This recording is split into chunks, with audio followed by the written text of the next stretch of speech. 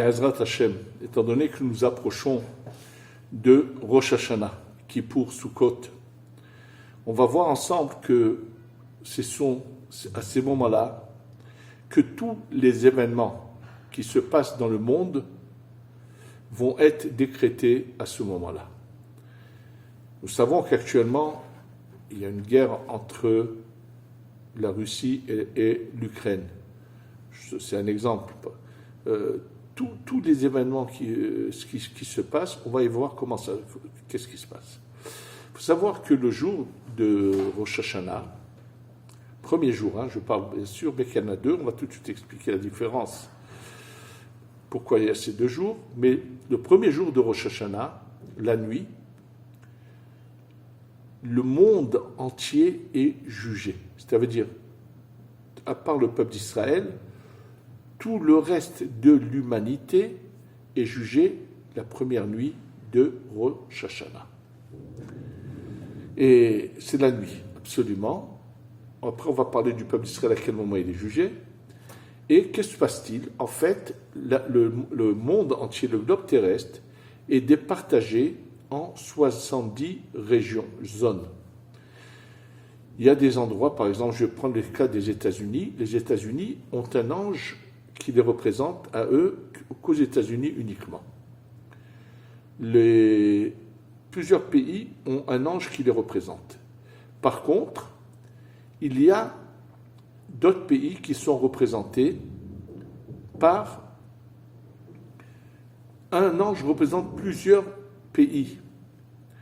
Maintenant, quand par exemple on a assisté que la Russie a pris une partie du territoire de l'Ukraine, en fait, c'est à Rosh Hashanah de l'année dernière qu'il y a eu un combat là-haut entre l'ange qui représente la Russie et l'ange qui représente l'Ukraine et peut-être d'autres pays avec, puisque je vous dis, au total, c'est 70 régions. Et sur chaque région, il y a un ange. Maintenant, c'est vrai qu'il y a un combat entre là-haut. Chacun veut essayer d'avoir le maximum.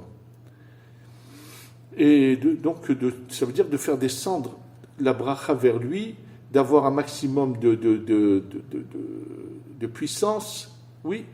Et au-dessus des 70, il y en a un, c'est l'ange qu'on appelle, nous on l'appelle Samer Mem, parce que son nom s'écrit Samer Mem Aleph Lamed. C'est le nom de cet ange.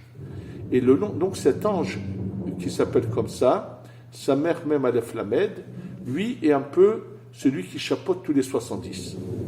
Maintenant, il faut savoir qu'il y en a qui veulent absolument prendre le maximum, surtout tous vont prendre. Et pour comprendre un peu cette image, je vais vous rappeler un événement mentionné dans la Torah.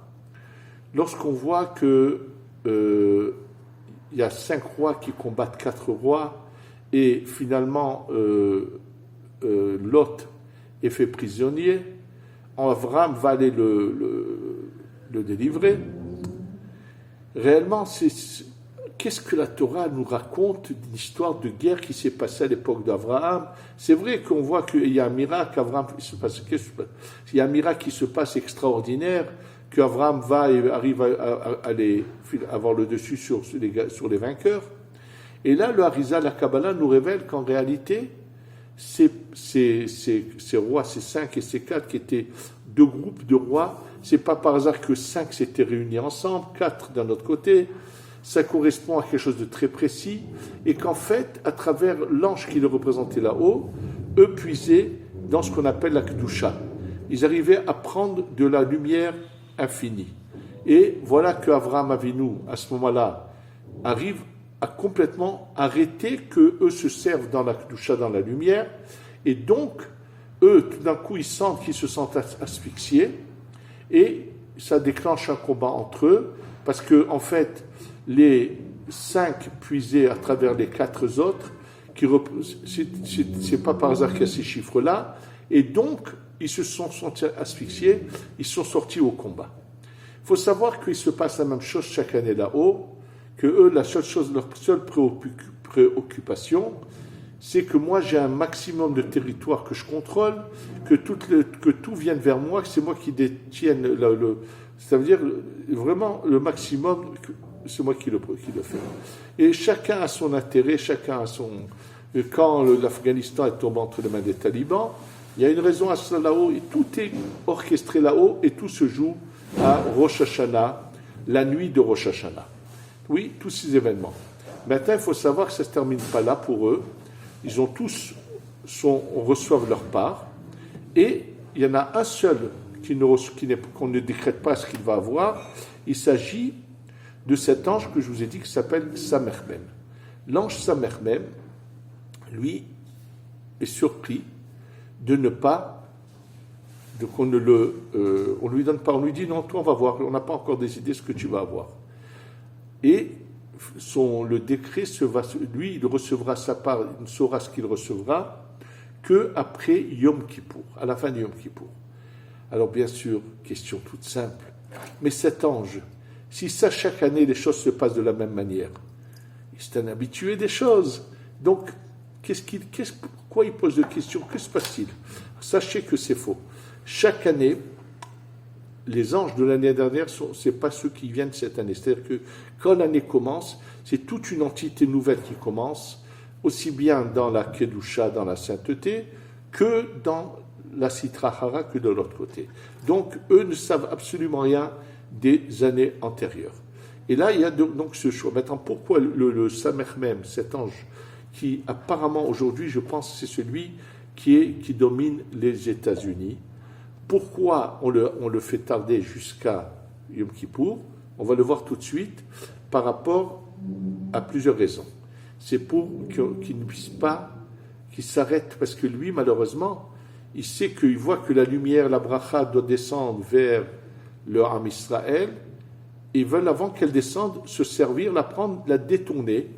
Oui, malheureusement, eux n'admettent pas qu'il y ait ce qu'on appelle le peuple élu, quelque part. Ils veulent, c'est-à-dire, eux ne représentent pas le bon côté des nations dans lesquelles ils dominent. Malheureusement, ils représentent la partie mauvaise des nations qu'ils dominent. Parce qu'il faut savoir que dans toutes ces nations dans le monde, bien sûr qu'il y a des gens extraordinaires, qu'il y a des gens qui méritent, il y a de tout, mais Akadosh Baruch Hu va juger chacun séparément. Mais il y a aussi le jugement global. Donc ça se passe la première nuit de Rosh Hashanah, où il y aura la finalité pour un seul d'entre eux, ça sera à Kippour, ça c'est une chose. Par contre, en ce qui concerne le peuple d'Israël, c'est différent. Le peuple d'Israël, le jugement n'est pas la nuit, mais le jugement se fait les 3 premières heures de la journée. Oui, et c'est la raison pour laquelle il y a déjà des années, dans plusieurs cours, j'ai eu l'occasion de vous dire de faire très attention le jour de Rosh Hashanah, de se lever avant le lever du jour. Même si l'office doit commencer plus tard, levez-vous avant le lever du jour. Lisez des Tehillim s'il le faut, je commande l'office. Ou si vous arrivez à organiser un office qui commencera donc au lever du jour, qui fera toutes les tuilotes au Netzach Hama, lorsque le soleil sortira, il y aura la Hamida, ça serait l'idéal. Parce qu'on est jugé les 3 premières heures de la journée. Et l'après-midi, vous allez dormir. Le Harizal, dormez l'après-midi de Rosh Hashanah. Les gens disent on ne dort pas Rosh Hashanah. On ne dort pas quand? Le matin, au moment où on est jugé. L'après-midi, on peut dormir à Rosh Hashanah. C'est marqué de manière explicite dans le Harizal. Dans ce cas, la question qui va se poser, pourquoi on a 2 jours de Rosh Hashanah si le jugement, c'est le premier jour des 3 premières heures? Alors sachez que pour le Ham Israël, pour le peuple d'Israël, il y a 2 jours parce qu'il y en a qui sont jugés le premier jour et d'autres sont jugés le 2e jour. Pourquoi y a-t-il 2 jours? Tout simplement, il y a ce qu'on appelle la justice stricte, ça veut dire la justice. Tu es méritant, tu mérites, tu reçois. Tu n'es pas méritant, tu n'auras pas. Ça, c'est le premier jour. 2e jour, on va tenir compte de beaucoup de facteurs. On va donner une possibilité de rachat, de s'arranger, de réparer Et le deuxième jour non plus n'est pas la finalité. Mais la base du jugement lui-même, il y a deux possibilités. Il y en a qui sont jugés le premier et le deuxième. Alors, qui est jugé le premier jour? Deux catégories de gens sont jugés le premier jour. Première catégorie, ce sont les gens qui sont parfaits. On n'a rien à leur reprocher. Ils ont une conduite parfaite toute l'année. Même si par hasard, ils ont commis des erreurs, ils les ont réparées. Donc ces gens-là sont jugés le premier jour. Et il y a également des personnes pour lesquelles Akadosh Baruch Hu, Dieu ne veut pas avoir pitié, parce que ce sont des gens qui ont été mauvais foncièrement. Les pervers narcissiques, il y a des gens qui ont une attitude mauvaise foncièrement, qui font du mal, qui font souffrir les gens, et qui n'ont aucune vraiment remords, aucune conscience. Ils sont capables, pour leur intérêt, pour leur bien-être, pour tout ce que vous voulez, d'avoir une attitude qui est vraiment, vraiment ignoble, horrible. Étant donné qu'ils sont mauvais avec les autres, Akadosh Baruch Hu est très dur avec eux, et donc Akadosh Baruch Hu va les juger le premier jour, en fonction de leurs actions, il va donc les juger, et ce n'est pas à leur avantage. Même si vous voulez avoir une bonne année, que Dieu préserve, Baruch Hu leur paye le peu de bien qu'ils ont ici, mais qu'est-ce qu'il leur réserve après? Par contre, la grande masse est jugée le deuxième jour, et là, ils sont jugés, mais il y a le rattrapage. Le rattrapage, ça va se passer jusqu'à Kippour.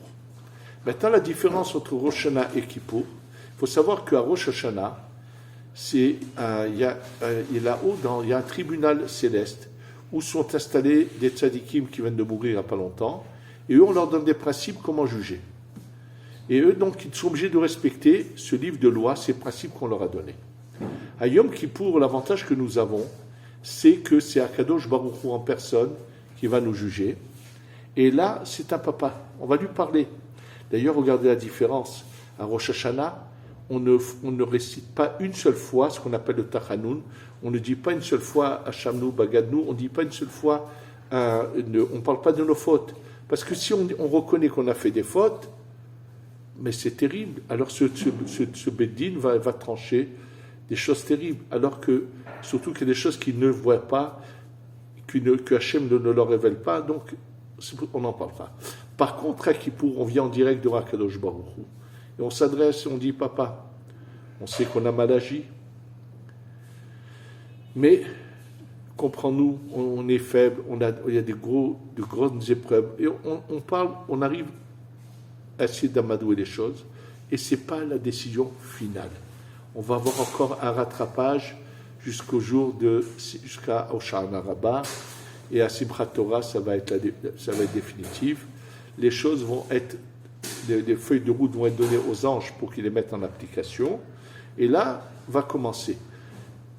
Il y a des questions là-dessus, parce que si on est jugé que c'est fini à Hoshana, c'est fini, il n'y a plus rien, pourtant, dans la Gemara, il est dit que l'homme est jugé également tous les jours.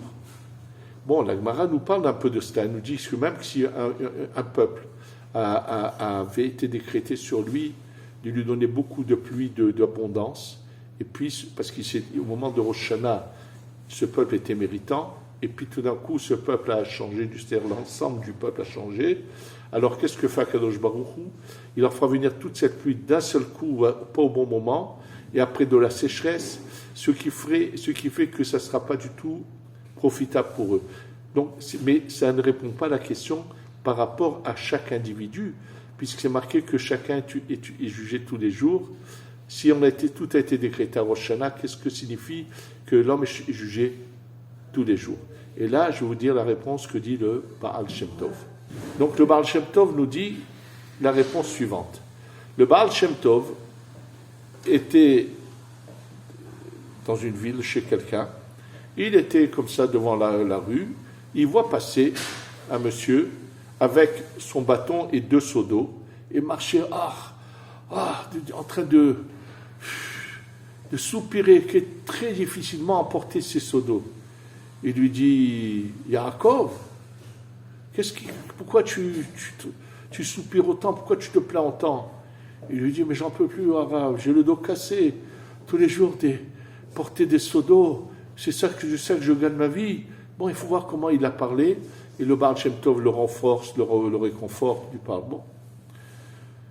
Un mois plus tard, le Baal Shem Tov revient au même endroit, et il revoit de nouveau ce Yaakov, il le voit aller dans la rue, presque en chantant, en portant ses seaux d'eau. Yaakov, comment ça va? Il dit, Kvod Harav, de quoi je me plains? J'ai une parnassa, je vis, Baruch Hashem, il m'a donné, je vis de la vente de l'eau, Baruch Hashem, de quoi je veux me plaindre?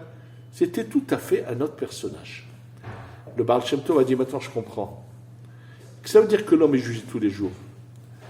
Ce qu'il doit recevoir, il va le recevoir, mais comment va-t-il le recevoir? Est-ce qu'il va tout ce qui va se passer, ça va venir comme une douceur et comme de la joie vers lui, ou il va prendre tout d'une manière morose, dans la souffrance, dans la difficulté. Donc, il faut savoir, c'est vrai qu'à Rosh Hashanah, c'est le moment le plus important, le plus opportun, où on doit tous vraiment réfléchir et penser comment, et tout faire pour finalement on ait un bon jugement, qu'il n'y ait aucune mauvaise surprise pendant l'année, que Dieu préserve. Parce qu'il y a des choses irréparables, que Dieu préserve quand quelqu'un quitte ce monde, toute une famille est endeuillée, souffre. Ça peut être évité. Sachez que tout se joue à Rosh Hashanah.